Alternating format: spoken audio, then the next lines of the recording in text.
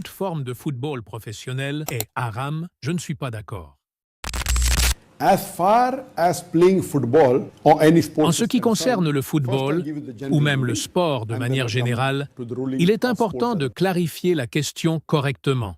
Je vais d'abord donner le jugement général de l'islam sur le sport, puis ensuite, je parlerai du football en tant que profession, car c'est là que les avis divergent. D'une manière générale, tout sport que tu pratiques, si ce sport te permet de rester en bonne santé, de garder ton corps fort et actif, alors il est permis en islam, à condition très claire que ce sport n'aille pas à l'encontre des enseignements du Coran et de la sunna authentique. L'islam n'encourage pas la faiblesse.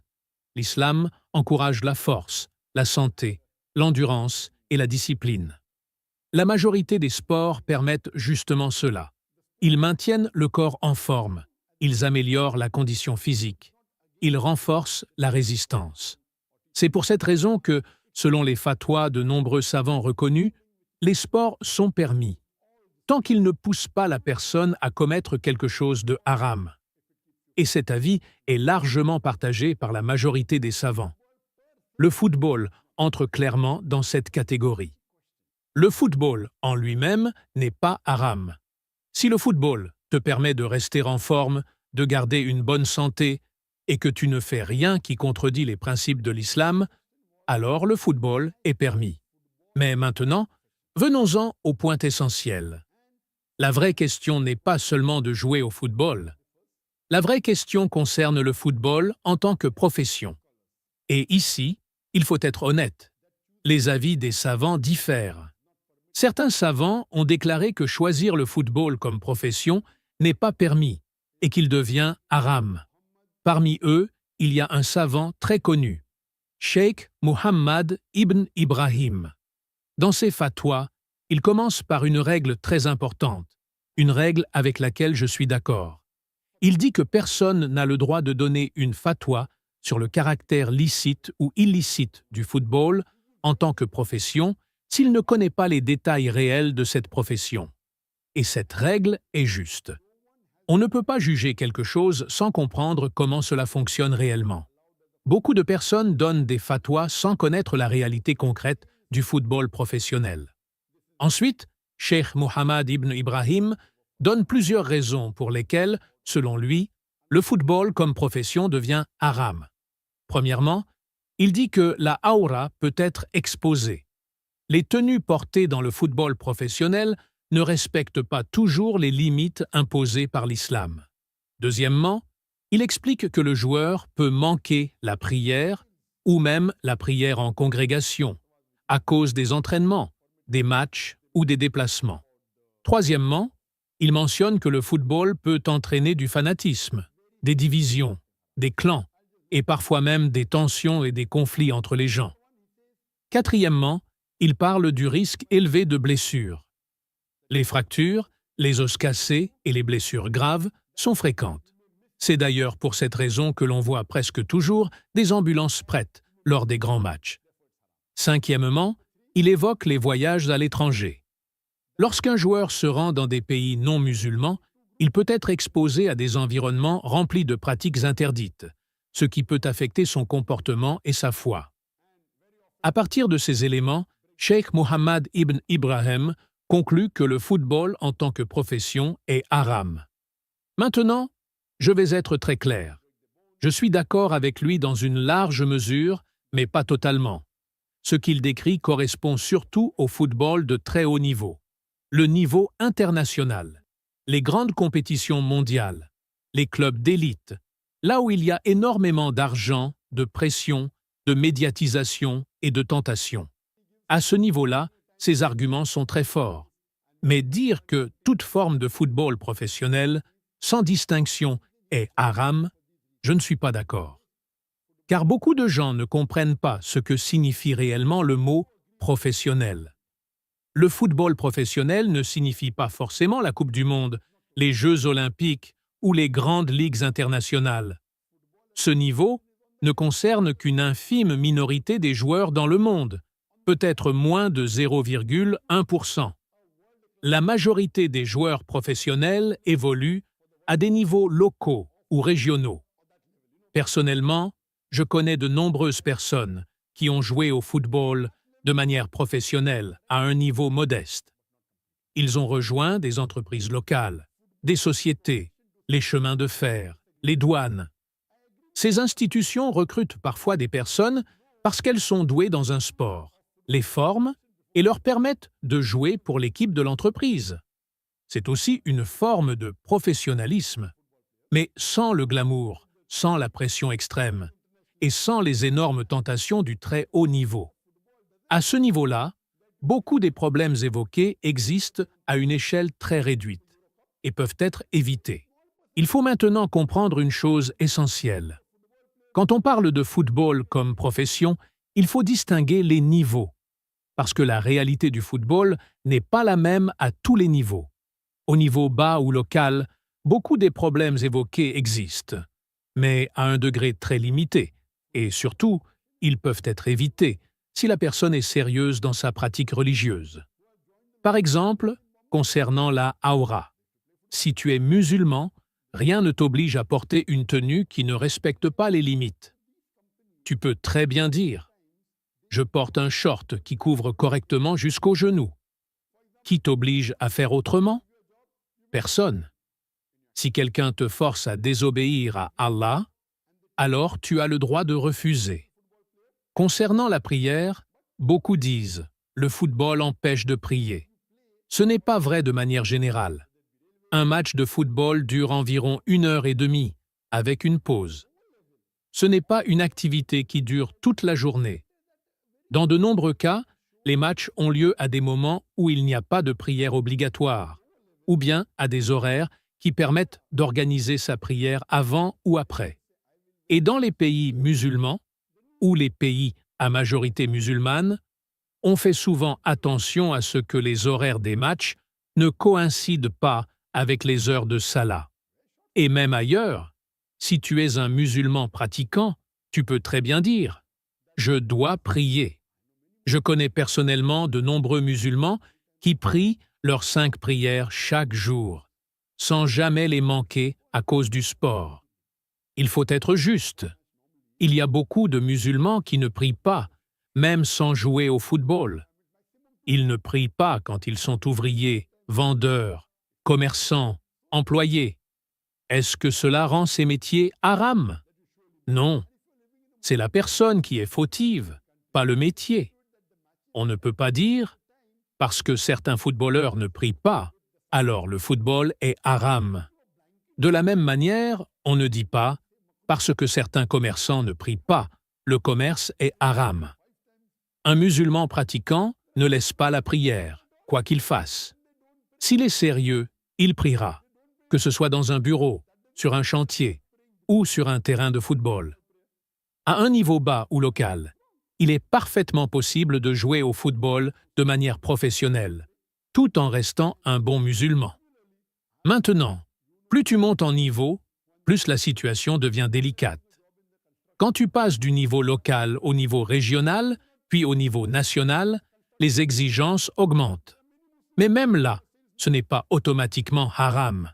Le vrai problème commence surtout quand tu arrives à un niveau très élevé, au niveau international. Là où il y a énormément d'argent, là où il y a beaucoup de pression médiatique, là où tu deviens une personnalité publique, une star. À ce niveau-là, les tentations sont nombreuses. Pas seulement la prière ou la tenue, mais aussi l'environnement, les fréquentations, le mode de vie. Beaucoup de joueurs, à ce niveau, sont entourés de personnes qui boivent de l'alcool, qui fréquentent des lieux interdits, qui vivent dans un monde où le haram est banalisé. Et à force de fréquenter cet environnement, il devient difficile de rester ferme. C'est pour cette raison que je dis, plus tu montes en niveau, plus tu dois être prudent. Pas parce que le football devient automatiquement haram, mais parce que les risques augmentent. À un niveau bas, il n'y a pratiquement pas de paris, pas de grandes sommes d'argent, pas de sponsors problématiques.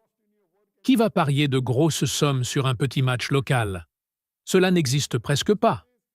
La majorité des footballeurs professionnels ne joueront jamais à un niveau international. Moins de 0,1% atteignent ce sommet. Donc, on ne peut pas appliquer une règle extrême à tout le monde. C'est pour cela que je dis, on ne peut pas donner une règle générale en disant que le football comme profession est haram dans tous les cas. À un niveau bas ou moyen, c'est possible, à condition que la personne respecte ses obligations religieuses et évite le haram. Et je le répète, quel que soit le métier, football, commerce, construction, vente, si quelqu'un est tellement absorbé par son travail qu'il délaisse la prière, le problème ne vient pas du métier, mais de la personne. Il y a cependant un point très important qu'il faut ajouter quand on parle du haut niveau, et qui rend la situation encore plus délicate. C'est la question des sponsors, de la publicité et des marques que l'on te demande de promouvoir. À un niveau très élevé, il est fréquent qu'on t'impose de porter sur ton maillot, ou lors d'interviews des logos de grandes entreprises. Et parmi ces entreprises, certaines sont clairement haram en islam. Par exemple, on peut te demander de promouvoir une marque d'alcool. Un musulman n'a pas le droit de faire cela. Il n'a pas le droit de porter un maillot ou un vêtement qui fait la promotion de l'alcool. Je connais d'ailleurs des joueurs musulmans, même à un niveau international, qui ont clairement dit « Nous refusons de porter un maillot avec une publicité pour l'alcool. » Et cela est très bien. Mais il y a un autre problème, plus subtil, que beaucoup de gens ignorent. Certains joueurs refusent l'alcool, mais acceptent de porter le logo d'une banque basée sur la riba, l'usure. Et ici, il faut être très clair. En islam, la riba est un péché extrêmement grave. Allah dit clairement dans le Coran que ceux qui persistent dans la riba sont en guerre contre Allah et son messager. Beaucoup de musulmans savent que l'alcool est haram, mais malheureusement, beaucoup ne réalisent pas que la riba est encore plus grave. Certains savants ont classé les grands péchés, et la riba y figure avant l'alcool. Donc, refuser l'alcool mais accepter la riba, ce n'est pas une cohérence islamique, c'est souvent un manque de connaissances ou une pression liée à l'argent. Et au très haut niveau, la pression financière est énorme. Les contrats se chiffrent en millions de dollars. Plus tu montes, plus il devient difficile de dire non. Ton nafs est mis à l'épreuve. On te dit, ce n'est qu'un logo, ce n'est qu'un contrat. Tu gagnes des millions. Et c'est là que beaucoup de personnes finissent par céder. C'est pour cette raison que je dis que le haut niveau est très dangereux sur le plan spirituel. Pas parce que le football est haram en soi, mais parce que l'environnement peut t'éloigner progressivement de l'islam. Récemment, on a vu un exemple très parlant dans le football international. Lors d'un grand tournoi européen, un joueur extrêmement célèbre s'est assis pour une interview officielle. Sur la table devant lui, il y avait des boissons sponsorisées. Il a pris ces boissons, les a écartées et a montré une bouteille d'eau en disant simplement « Buvez de l'eau ». Il n'a insulté personne. Il n'a crié sur personne. Il a simplement montré son choix. Et pourtant, cet acte a eu un impact énorme. En quelques jours, la valeur boursière de la société concernée a chuté de plusieurs milliards de dollars. Cela montre à quel point le sponsoring et la publicité dans le football sont une industrie gigantesque. Ce n'est pas un jeu, c'est un système économique extrêmement puissant. On a vu aussi un autre joueur musulman, lors d'une interview, retirer discrètement une boisson alcoolisée de la table. Il n'a rien dit. Il a simplement agi. Suite à cela, l'organisation du tournoi a décidé que, à l'avenir, aucune boisson alcoolisée ne serait placée devant un joueur musulman lors des interviews. Alhamdulillah. Cela montre que même à un très haut niveau, un musulman ferme peut influencer positivement, mais cela demande une force spirituelle énorme. C'est pour cela que je dis, je comprends parfaitement l'avis de Cheikh Muhammad ibn Ibrahim concernant le haut niveau. À ce stade, il devient très difficile de rester constant. de refuser les contrats, de refuser les sponsors, de résister aux tentations. Ce n'est pas impossible, mais c'est très difficile. Et c'est pour cette raison que certains savants considèrent que, à ce niveau précis, cela peut devenir makrouh, voire haram, en raison des fortes probabilités de tomber dans le haram. Mais encore une fois, cela ne s'applique pas automatiquement à tous les niveaux. Pensez. Avant de continuer, prends juste un instant. Like cette vidéo pour que le rappel atteigne d'autres frères et sœurs. Et abonne-toi maintenant, car les prochaines vidéos contiendront des enseignements que tu ne veux absolument pas manquer. Si tu es vraiment un fan du Dr Zakir Naik, prends juste 5 secondes pour écrire en commentaire dès maintenant. Qu'Allah accorde une longue vie à Dr Zakir Naik. Et j'ai une bonne nouvelle pour tous ceux qui veulent te gagner de l'argent en ligne d'une manière 100% halal. On a créé un guide complet spécialement pour les musulmans où on te montre toutes les méthodes halal pour gagner jusqu'à 1 000 € par mois en ligne, sans montrer ton visage, sans utiliser ta voix et sans rien faire d'arabe. Si tu veux en savoir plus, le lien est juste dans la description et aussi dans le premier commentaire épinglé. C'est donc pour toutes ces raisons que je dis qu'il faut être extrêmement prudent quand on parle du football au très haut niveau. Plus tu montes, plus les tentations augmentent.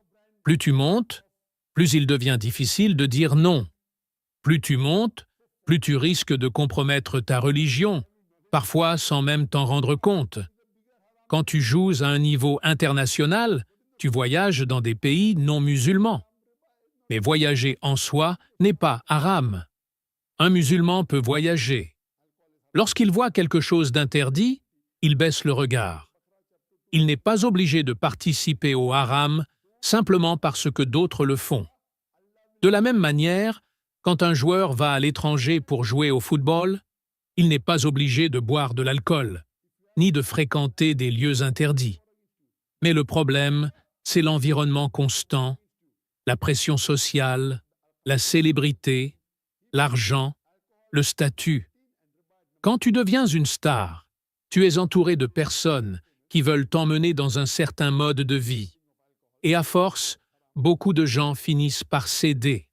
C'est pour cela que je dis, le danger est réel. Mais attention, cela ne signifie pas que chaque joueur international est mauvais ou éloigné de l'islam. Je connais des sportifs musulmans, même à un très haut niveau, qui ne boivent pas d'alcool, qui prient, qui refusent certaines choses et qui restent fermes dans leur religion. Donc, on ne peut pas dire que c'est automatiquement haram, mais on peut dire que le risque est très élevé. C'est pour cette raison que, personnellement, je dirais que le football comme profession au très haut niveau peut être makrouh, voire parfois haram. Non pas en soi, mais à cause de ce qu'il entraîne autour de lui. À un niveau plus bas, local, régional, même national dans certains cas, je ne considère pas cela comme haram, à condition que le musulman respecte ses obligations, qu'il ne délaisse pas la prière, qu'il respecte la pudeur, qu'il évite le haram, qu'il ne fasse pas la promotion de ce qui est interdit. Quel que soit ton métier, si tu laisses la prière, le problème ne vient pas du métier. Que tu sois footballeur, commerçant, ouvrier ou employé, c'est la personne qui est responsable. Je vais être très honnête. Personnellement, je n'encouragerai pas mon fils à faire du football une profession. Mais s'il aime le football, je l'encouragerai à y jouer comme sport. Dans mon école, nous avons encouragé le football, pas le cricket. Le cricket, on joue pendant des heures et des jours entiers, avec très peu d'activité physique. Je ne dis pas que c'est haram. Mais sur le plan de la santé, le football est bien meilleur. 1 heure et demie de football demande beaucoup d'énergie, beaucoup d'efforts, beaucoup d'endurance. Je préférerais que mon fils joue au football 1 ou 2 fois par semaine plutôt que de passer son temps devant les jeux vidéo ou la télévision. Le football rend le corps fort, améliore la stamina et la discipline. Donc, pour conclure clairement, le football en tant que sport est permis. Le football comme profession, à un niveau bas ou moyen, peut être permis avec des précautions. Au très haut niveau, le risque de tomber dans le haram est très grand, et c'est pour cela que beaucoup de savants mettent en garde. Mais on ne peut pas donner une règle générale et dire que c'est haram pour tout le monde. Chaque cas doit être analysé selon le niveau, l'environnement et surtout la pratique religieuse de la personne. Si un musulman est ferme dans sa foi, respecte ses obligations et évite le haram, alors le football ne devient pas haram par lui-même.